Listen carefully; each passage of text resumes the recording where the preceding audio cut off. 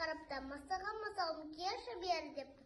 Келмепті мысығы. Мысығы мысығым келші бері депті. Ол келмепті. Келмесең келме, өзім жеп қоям деп жеп қойыпты.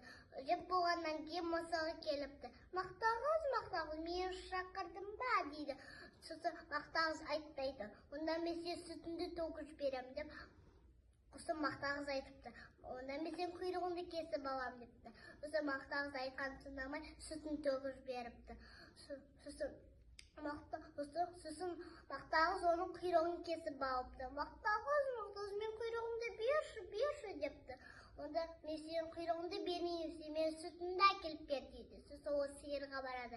Сиыр, сен маған сүт берші дейді.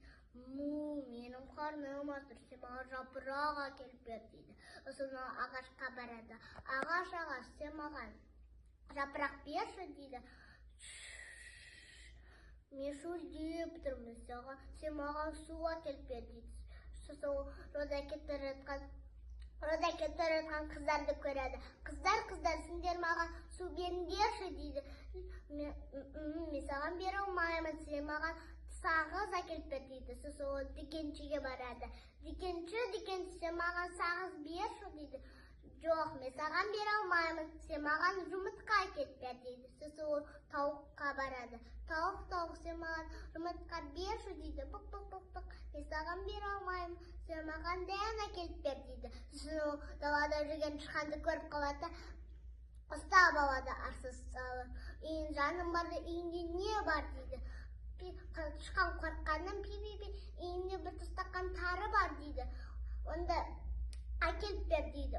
Әкеліп бермесең, сені жеп қоямын дейді. Осы үйіне барып бір тастаққан тары әкеліп береді. Тарыны ол тауыққа береді.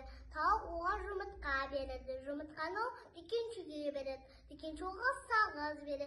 Сағызды ол қыздарға береді. Қыздар оған су береді. Суды ол ағашқа құяды. Ағаш оған жапырақ береді. Жапырақты ол сиырға береді. Сиыр оған сүт береді. Сүтті ол мақтағызға береді. Мақтағыз оған құйрығын береді. Осы екеуі қайтадан дос болыпты. Осы ертегі достық жайлы. Бір-бірімен дос болу